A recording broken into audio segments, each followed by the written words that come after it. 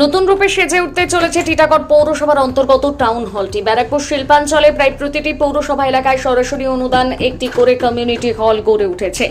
মামুলির তৈরি হয়েছিল টিটাগড় টাউন হলটি বেশ কিছু বছর ভালো করে চলেও পৌরসভার তত্ত্বাবধানে থাকা এই হলটি কিন্তু আস্তে আস্তে এই হলে প্রোগ্রাম হওয়া বন্ধ হতে থাকে। স্থানীয় বিভিন্ন স্কুলের প্রোগ্রামগুলো এই হলে অনুষ্ঠিত হতো, কিন্তু সেই প্রোগ্রাম হওয়ার বন্ধ হয়ে যায়। একসময় সুসজ্জিত এই হলটি বর্তমানে ভগ্নপ্রায় অবস্থায় পড়ে রয়েছে। তবে এবার এই টাউন হলটি আবার নতুন রূপে সুসজ্জিত হয়ে উঠতে চলেছে।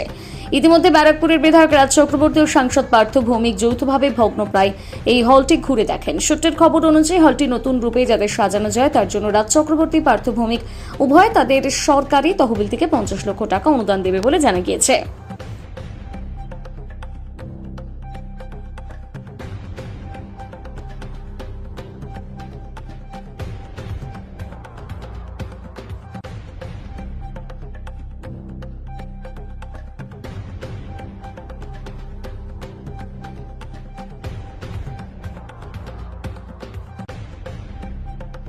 এসডিও যেতে হবে, ডিএম অফিসও যেতে হবে। অনেক জমা হয়েছে, যেতে পারছি না।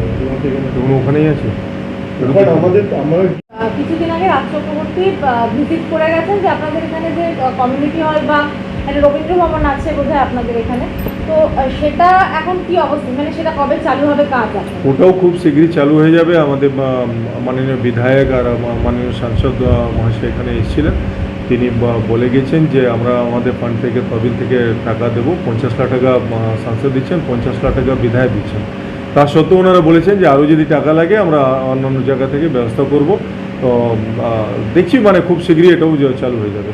ওইটা কবে থেকে বন্ধ হয়ে রয়েছে?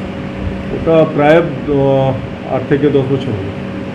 মানে চালু হওয়ার পর থেকেই বন্ধ হয়ে গেছে? না, চালু হওয়ার পর থেকে না, চালু হওয়ার পর অনেক দিন চলেছে, চলার পর ওটা বন্ধ হয়ে গেছে। এটা ইনিশিয়েটিভ ছিল যে নতুন করে ওটাকে করে দেওয়া, অনেক পুরনো তো, নতুন করে দেওয়া। করে দেখলাম যে এখন রিপেয়ারিং করে আমরা এসি ফেসি লাগিয়ে দিই, সিটিং অ্যারেঞ্জমেন্ট যদি ভালো করে দিই তাহলে এটাও চলবে। আমরা ইঞ্জিনিয়ার সব গিয়ে দেখেছে, পরিদর্শন করেছে। হ্যাঁ, ওটা কি প্রেক্ষাগৃহ হিসেবেই আপনারা করবেন না সব ধরনের থাকবে ব্যবস্থা? সব ধরনের ব্যবস্থা থাকবে ওটাতে। কত মানুষ ওখানে বসতে পারবেন? আপাতত এখন তো 800 সিট আছে, সেটা সিটটা কমাবো আমরা। অত সিট তো এখন প্রয়োজন নেই। আমরা 350-400 সিটের অ্যারেঞ্জমেন্ট করছি। দেখছি কীভাবে কী করা যায়, ভালো করে দেওয়া হবে।